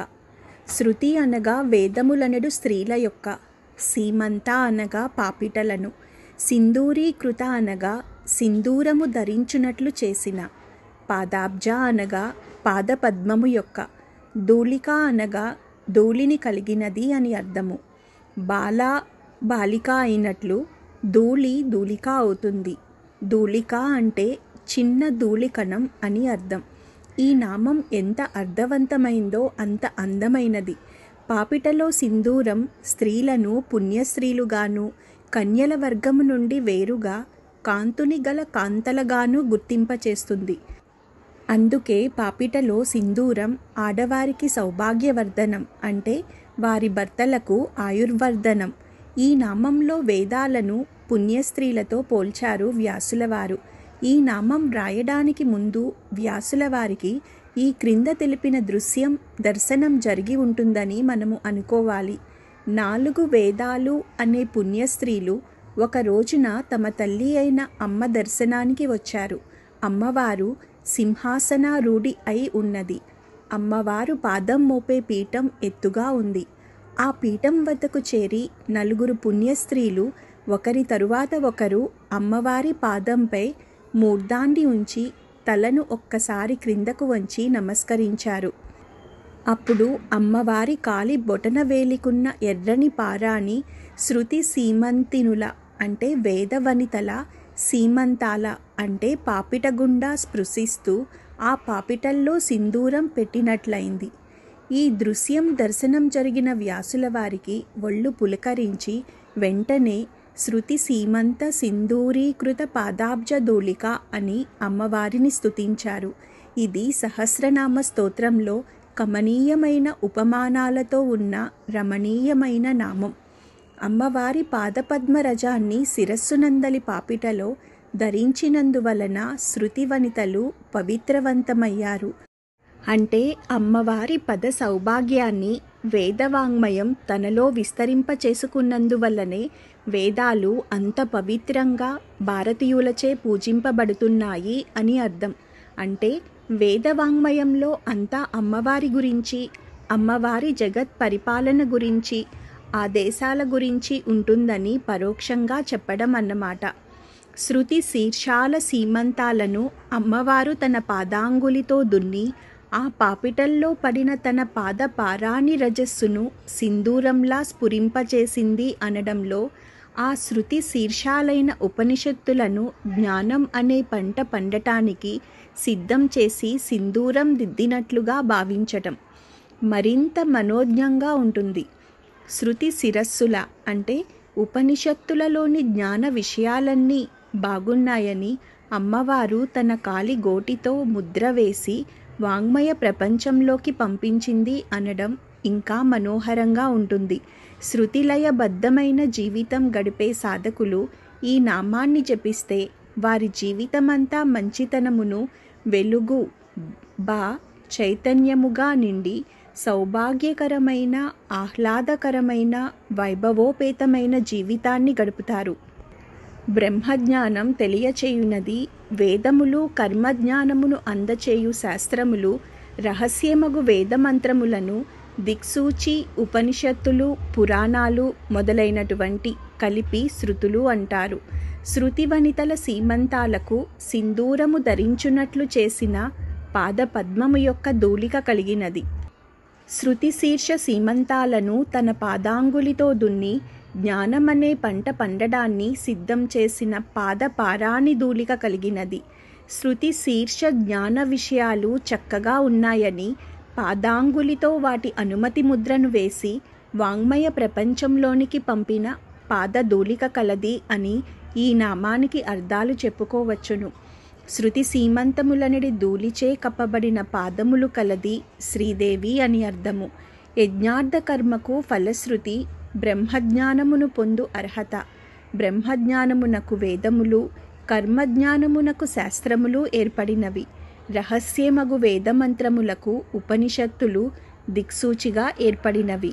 ఇట్లు శాస్త్రములు, పురాణములు, ఉపనిషత్తులు, వేదము ఈ మొత్తమును శృతులనిరి. ఈ శృతులు దేవీతత్వమును ప్రకటించుటలో పాదము చేరినవి, అనగా సీమంతము చేరినవి, అనగా ఒక పరిమితి వరకు చేరినవి. అంతేకాని శ్రీదేవిని పరిపూర్ణముగా వర్ణించుటలో విఫలమైనవి. వేద వాంగ్మయమును మించిన వాంగ్మయము సృష్టిలో లేదు. అట్టి వాంగ్మయము కూడా శ్రీదేవిని వర్ణించుటలో కేవలము సింధూర ధూళివలే, అంటే కుంకుమ ధూళివలే పాదముల నంటినట్లు హయగ్రీవుడు అగస్త్య మహర్షికి తెలుపుచున్నాడు. దైవమును నిర్వచించుట అసాధ్యము. భాషకు భావమునకు అందని విషయము. భాషలు అందుండి పుట్టినవి. అందులోనికి జీవుడు లయమగుటయే ఉండును కాని దైవమును తెలుసుకొనజాలరు. అనుభూతి కలిగినను వర్ణింపజాలరు.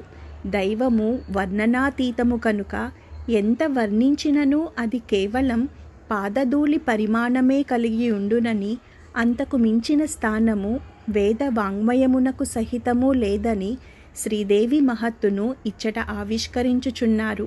అన్నిటికీ అతీతమైన తత్వమును పేర్కొనలేక నేతి నేతి, ఇది కాదు ఇది కాదు అనుచు శృతులు ఈ తత్వమును పేర్కొనినవి. దేవీ మహత్తును వర్ణించుటలో ఇంతకు మించిన నామము మరి ఒకటి ఉన్నదా అనిపించును. వేదపఠనం చేయువాళ్ళు, విద్యార్థులకు పోటీ పరీక్షలు రాస్తున్నవారు ఈ నామమంత్రమును జపించాలి. ఏ పని అయినా సమయానికి తగిన విధానంగా పూర్తి చేయగలగటం, సమయస్ఫూర్తి కలగటం కోసం, అలాగే ప్రభుత్వ ఆమోదముద్ర కోసం, అది భూమి కోసం కావచ్చు, పరిశోధించి తయారు చేసిన వస్తువు కావచ్చు, ఇలా ప్రభుత్వ ఆమోదం కోసం ప్రయత్నం చేస్తున్న ఏ పని కోసమైనా ఈ నామమంత్రం ధ్యానం చేయాలి. ధ్యాన మంత్రం: ఓం ఐం హ్రీం శ్రీం శృతి సీమంత సింధూరీకృత పాదాబ్జ ధూళికాయై నమః.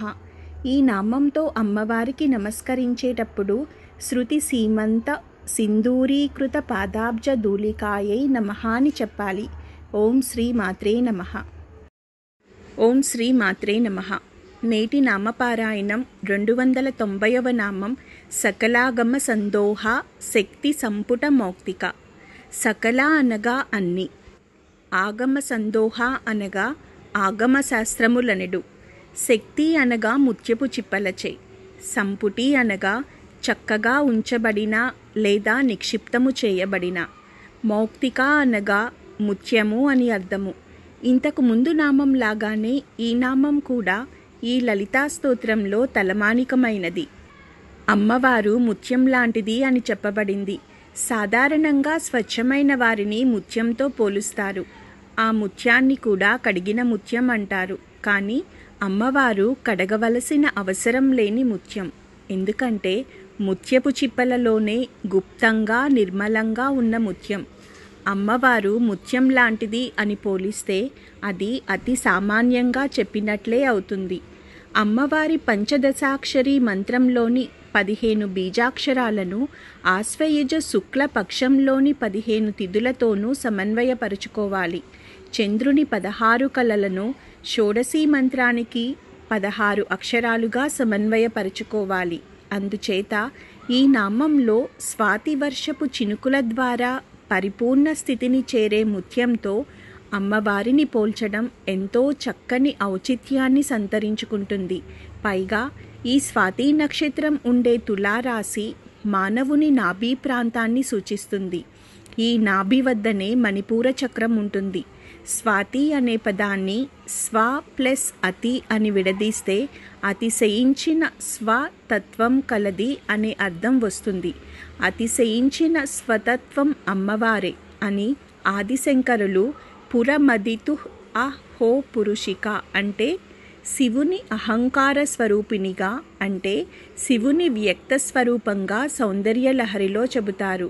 క్వన కాంచీదామా శ్లోకంలో ఇంతవరకు అమ్మవారు ముత్యం లాంటిది అనడం దాకానే చెప్పుకున్నాం.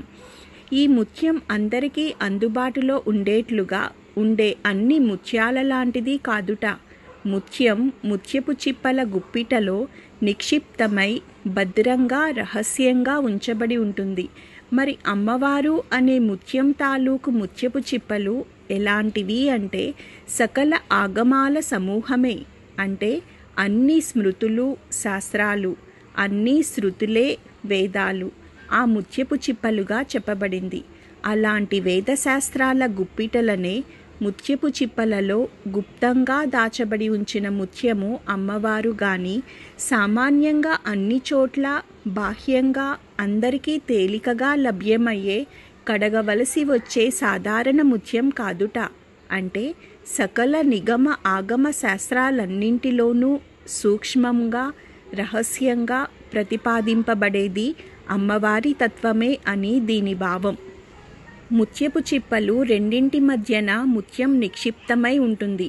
ఆ 2 ముత్యపు చిప్పలు ఏవి అంటే ఒకవైపు నిగమాలు అంటే శృతులు లేక వేదాలు, ఇంకోవైపు ఆగమాలు అంటే స్మృతులు లేక శాస్త్రాలు.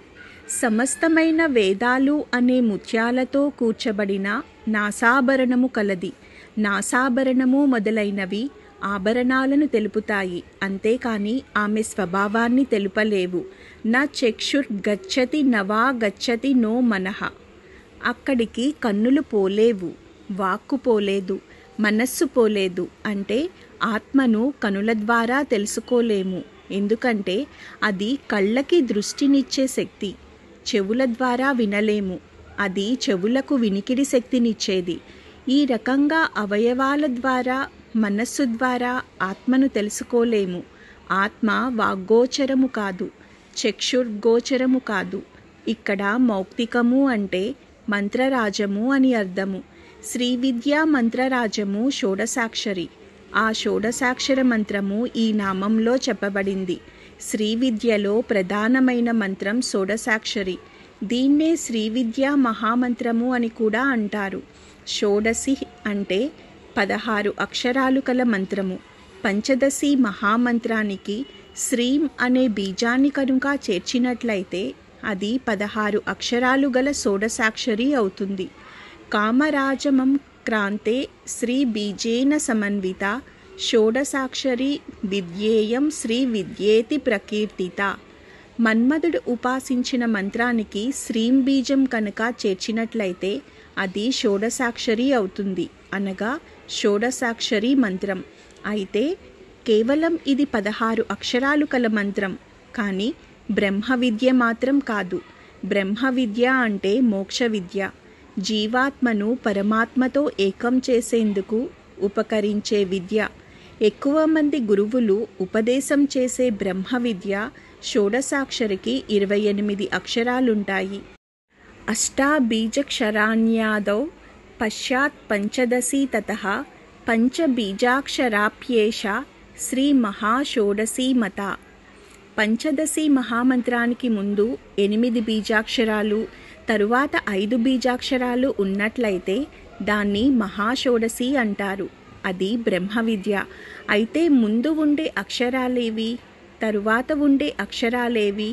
స్త్రీ బీజ మాయా స్మర యోని శక్తి సర్వం చ మాయా కమలాత్మా విద్య శక్త్యాది బీజాని విలోవితాని శ్రీ షోడశాన్నా పరదేవతాయా.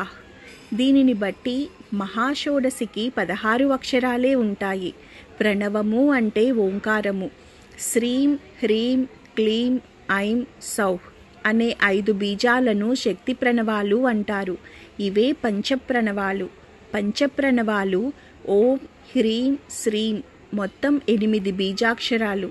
పంచదశి మహామంత్రానికి ముందు, పంచదశి తరువాత మళ్ళీ పంచప్రణవాలు అయితే ముందున్న పంచప్రణవాలు అనులోమంగాను, తరువాత ఉన్నవి విలోమంగాను ఉంటాయి. ఈ రకంగా చూస్తే పంచదశి మంత్రానికి 15 అక్షరాలు, ముందు 8, తరువాత 5, వెరసి 13. మొత్తం మీద మంత్రంలో 28 అక్షరాలుంటాయి. అయితే ఇక్కడ పంచదశి మంత్రంలోని 3 కూటాలను 3 బీజాలుగా లెక్కపెట్టాలి. అప్పుడు 8, 3, 5లను కలిపితే 16 అక్షరాలవుతాయి. ఇదే మహాషోడశి మంత్రము. ఈ మంత్రము సకల వేదసారము, పరమేశ్వరి స్వరూపము, బ్రహ్మ విద్యా స్వరూపము. దీనిని మించిన మంత్రం కానీ వేదసారం కానీ లేవు. ఈ నామంలో వేదాలన్నీ చదివినప్పటికీ ఆ పరమేశ్వరి యొక్క ముక్కెర మొదలైన ఆభరణాల గురించి తెలుస్తుంది, కానీ ఆమె తత్వము మాత్రము తెలియదు. అంటే వేదాలు పరమాత్మ స్వరూపాన్ని ప్రతిపాదించలేవు అని చెప్పబడింది. ఆడంబరాలు, పటాటోపాలు, ప్రదర్శనాత్మకమైన ఉపాసనా విధానాలు లేకుండా గోప్యంగా, ప్రశాంతంగా, నిదానంగా సాధనా మార్గంలో అమ్మవారిని ఆరాధించే సాధకులు ఈ నామాన్ని జపిస్తే వారి ఆరాధన శుచివంతమై, పవిత్రమై, ముక్తివంతమవుతుంది. అంటే ముక్తి ఫలాన్ని పొందుతారు, అనగా వారు మోక్షస్థితిని పొందుతారు అని అర్థము. సమస్త వేదముల గుంపులు శ్రీమాత. ముక్కునకు అలంకరించబడిన ముత్యముల ఆభరణములని అర్థము. అట్టి ముక్కు పుడక కలది శ్రీమాత అని కూడా అర్థము. ముందు నామములలో తారకల కాంతిని కూడా తిరస్కరించడి ముక్కెర కలదని సహస్రనామములు తెలియచెప్పుచున్నవి. తారాకాంతి తిస్కారి నాసాభరణ భూషిత. ఇచ్చట వేదముల గుంపులే ఆ నాసాభరణమని, ఆ ఆభరణ కాంతి ముత్యముల కాంతి వలె వర్ణించబడినది. సోమాత్మికమైన కాంతి మహా చైతన్యమునకు సంకేతము. దీనినే జ్ఞానకాంతి అందురు. ఇది జీవునికి చంద్రుని వలె చల్లదనమిచ్చును. సూర్యుని కాంతి తాపము కలిగించును. ముత్యపు కాంతితో సకల వేద సమూహమును పోల్చుటలో జీవునికి తృప్తి, సంతృప్తి, చల్లదనము, మనస్సునకు ఆహ్లాదము, ప్రశాంతత కలిగించు జ్ఞానము శ్రీమాత ముక్కుపుడక వంటిదని తెలుపబడినది. అట్లే ఒక చిన్న ఆభరణము కాంతియే శ్రీమాతకు వేద సమూహముల జ్ఞానమైనప్పుడు ఇక శ్రీమాత నేమని వర్ణింపగలము? సకలాగమ సందోహ అను నామము శ్రీమాత మహత్యమును మిక్కుటముగా ప్రశంసించుచున్నది. శృతులు ఆగమములు సమస్తము ఆమె పాదధూళిగాను ముక్కుపుడకగాను పోల్చబడినవి. మౌక్తికమనగా సృష్టించు ధర్మము కలది అను అర్థము కూడా ఉన్నది. సృష్టియాది ధర్మములన్నీయు ఆగమములందు అంటే వేదములందు తెలుపబడినప్పటికీ అవి శ్రీమాతతో సరి సమానము కానే కావని భావన. వర్ణించలేని విషయము. వర్ణించుట వర్ణనమును అనంతముగా వర్ణించుటగా ఉండును. ఎంత వర్ణించినను మిగిలిపోవుచుండును. అయినను భక్తులు వర్ణించుచునే ఉందురు. అట్టి వర్ణన ఆరాధనమై వారిని శ్రీమాత సాన్నిధ్యమున నిలుపును. సకల వేద సమూహములనబడు ముత్యపు చిప్పలచే కప్పబడిన ఆణిముత్యము వంటిది. ఆగమాలు అన్నీ పరబ్రహ్మను ప్రతిపాదించటానికి అరుంధతి న్యాయంలో ప్రయత్నిస్తున్నాయి. అరుంధతి చాలా చిన్న నక్షత్రం, కంటికి కనిపించదు. దానిని చూపటానికి ముందుగా ప్రక్కన ఉన్న పెద్ద నక్షత్రాలను చూపుతారు. అదేవిధంగా వేదాలు తటస్థ లక్షణాలను చూసి పరబ్రహ్మను ప్రతిపాదిస్తున్నాయి. సమస్తమైన వేదాలు అనే ముత్యాలతో కూర్చబడిన నాసాభరణము కలది. నాసాభరణము మొదలైనవి ఆభరణాలను తెలుపుతాయి, అంతేకాని ఆమె స్వభావాన్ని తెలుపలేవు. ఆత్మను ఏదీ చేరలేదు. కేనోపనిషత్తులో నచక్షుర్గచ్చతి నవా గచ్చతి నో మనః. ఈ నామస్మరణ వల్ల జ్ఞానం కలుగుతుంది, ఏకాగ్రత కలుగుతుంది, మానసిక ప్రశాంతత లభిస్తుంది. ఏ సమస్య అయినా సంకల్పము చెప్పుకొని ఈ నామంతో సంపుటీకరణ చేస్తే చాలా త్వరగా ఫలితం లభిస్తుంది. శ్రీవిద్య ఉపదేశం లేనివారు ఈ నామంతో ధ్యానం చేయడం వల్ల అమ్మవారి అనుగ్రహం పొందగలరు. శ్రీమాతతో ఈ నామాన్ని సంపుటీకరణ చేస్తే ఆరోగ్యం కుదుటపడుతుంది. ధ్యానమంత్రం ఓం ఐం హ్రీం శ్రీం సకలాగమ సందోహ శక్తి సంపుట మౌక్తికాయై నమః. ఈ నామంతో అమ్మవారికి నమస్కరించేటప్పుడు సకలాగమ సందోహ శక్తి సంపుట మౌక్తికాయై నమః అని చెప్పాలి. ఓం శ్రీ మాత్రే నమః.